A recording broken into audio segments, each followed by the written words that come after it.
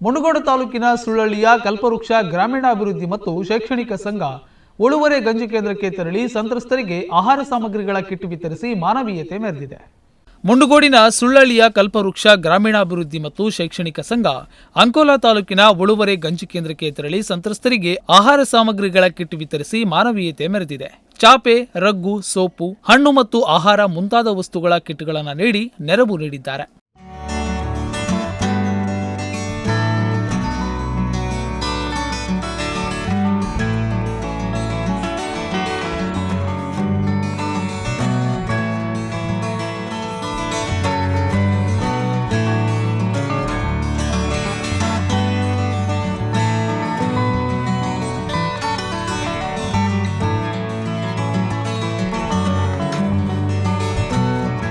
ಕಲ್ಪವೃಕ್ಷ ಸಂಘದಿಂದ ಹಜರತ್ ಅಲಿ ಸುಳ್ಳಳ್ಳಿ, ಆಜಂ ಮುಂಡಗೋಡ್, ಸುಬಾನ್ ಅಲಿ ಸುಳ್ಳಳ್ಳಿ, ಅಶ್ಫಕ್ ಸುಳ್ಳಳ್ಳಿ, ಸಾದಿಕ್ ಸುಳ್ಳಳ್ಳಿ, ಜಗ್ಗು ಗುಂಜವತಿ ಉಪಸ್ಥಿತರಿದ್ದರು.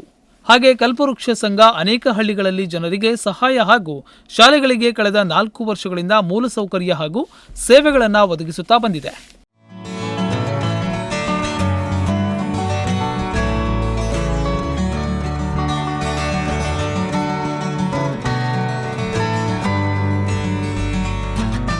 ರಾಜೇಶ್ ಜೊತೆ ವಿಶ್ವ, ನುಡಿಸಿರಿ ನ್ಯೂಸ್, ಅಂಕೋಲಾ.